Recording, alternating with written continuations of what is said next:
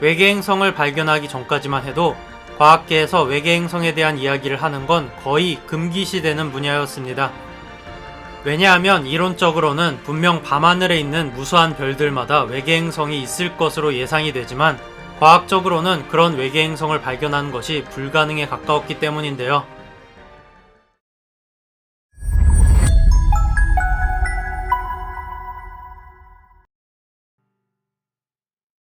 다들 아시다시피 2019년 119회 노벨 물리학상 수상자가 발표가 되었는데요. 이번 노벨 물리학상 수상자로는 제임스 피블스와 미셀 마요르 그리고 디디에 쿠엘로 등 3명이 받게 되었는데요. 제임스 피블스는 빅뱅 직후의 우주의 진화와 그에 대한 물리적 현상을 연구한 공로로 노벨상을 받게 되었습니다. 제임스 피블스에 대한 이야기는 기회가 되면 다음번에 이야기하도록 하겠습니다.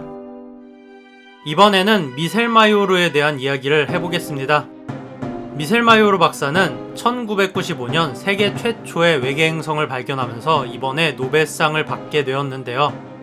여기에서 외계행성이란 태양계가 아닌 다른 별을 돌고 있는 행성으로 현재로서도 이 외계행성을 직접 관측하는 건 거의 불가능합니다. 만약 우리가 가장 가까운 별인 알파 센타우리에 있는 외계행성에 살고 있다고 하더라도 거기에서 태양계에 있는 지구를 직접 관측하는 건 현재의 과학기술로는 절대로 불가능합니다. 하지만 놀랍게도 최초로 발견된 외계행성은 지구로부터 약 51광년 떨어진 거리에 있는 페가수스 자리 51, 벨레로폰이라 불리는 51 페갓이라는 별에서 발견이 되었습니다.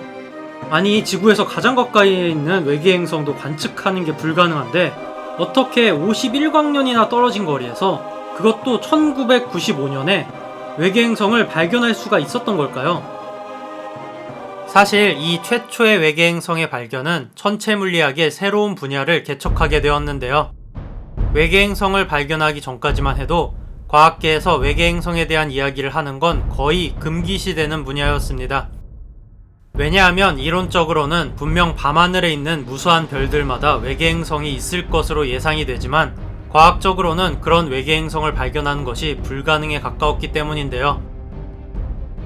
마치 우주에는 별이 많으니까 어딘가 외계 생명체나 외계인이 이론적으로 존재할 확률이 높지만 직접적으로 관측할 수 있는 증거가 없어서 과학자들이 그런 외계 생명체에 대한 이야기를 하기가 쉽지가 않은 것과 비슷했습니다.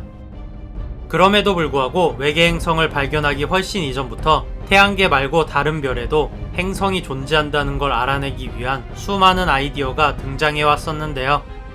미셀 마이어가 최초의 외계행성을 발견하기 전까지는 이렇다 할 결과가 없었습니다.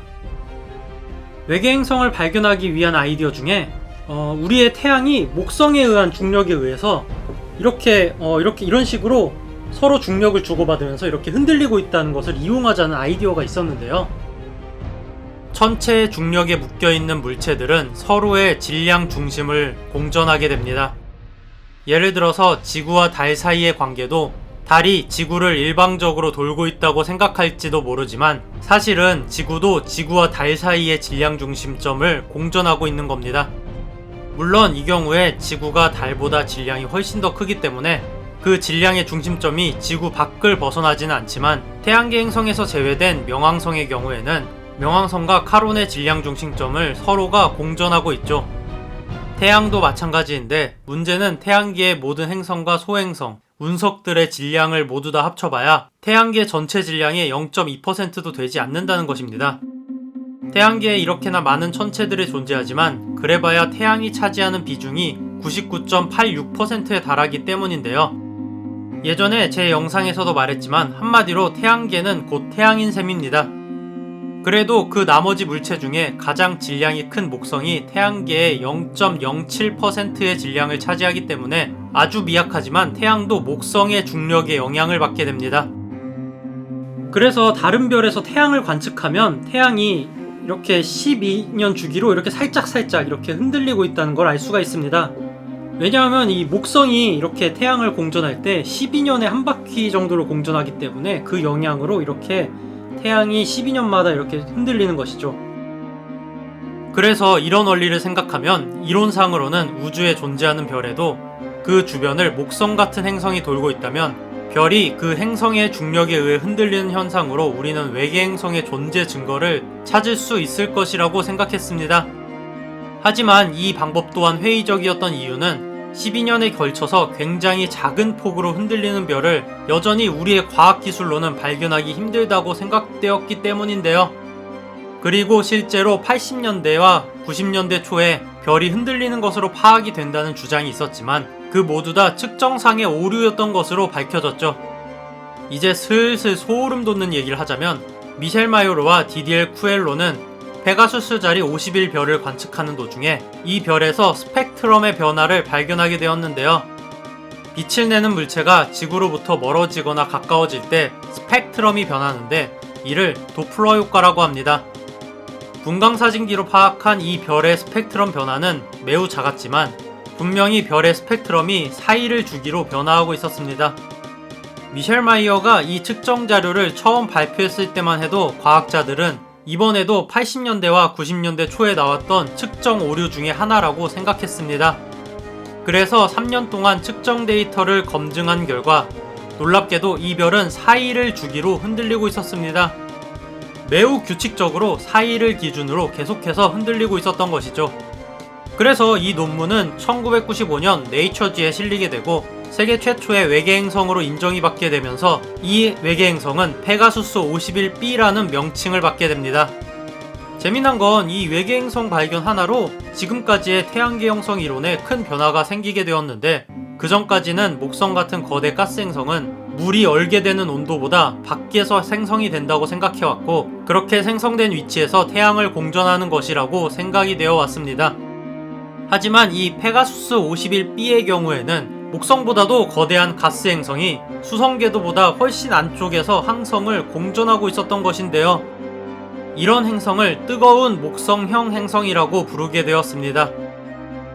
그리고 우주에서 뜨거운 목성형 행성이 굉장히 많이 발견되었는데 이는 도플러 효과의 한계 때문이기도 했지만 이것이 의미하는 바는 상당수의 항성계는 우리 태양계와는 달리 목성 같은 거대한 가스 행성이 생기고 나서 그 행성이 이렇게 항성 궤도 안쪽으로 이렇게 계속 진입을 하면서 이 사이에 놓인 이제 지구 같은 행성들을 잡아먹게 되는 경우가 많았다는 것인데요. 그리고 지금 태양계의 목성의 경우도 현재 궤도보다 먼 궤도에서 형성된 이후에 태양계 안쪽 궤도로 진입하다가 무슨 이유인지 몰라도 다행히 현재 궤도에서 궤도가 멈추게 되었고 그 결과 우리가 살고 있는 지구가 무사하게 된 것이죠. 아무튼 최초의 외계 행성이 지구처럼 쾌적한 환경은 아니었지만 우주에 대한 우리의 이해에 엄청난 변화를 가져왔습니다. 그리고 결국 미셸 마이어와 디디에 쿠엘로는 그 공로를 인정받아 이번에 노벨 물리학상을 받게 되는 명예를 누리게 되었는데요. 현재는 거의 5,000개에 달하는 외계 행성이 발견되었고 지구와 비슷한 환경을 지녔을 것으로 예상되는 행성까지 발견이 되는 등 이렇게 외계 행성에 대한 이야기는 더 이상 공상과학 이야기가 아니라 과학의 영역으로 이야기할 수 있는 그런 이야기가 되었습니다.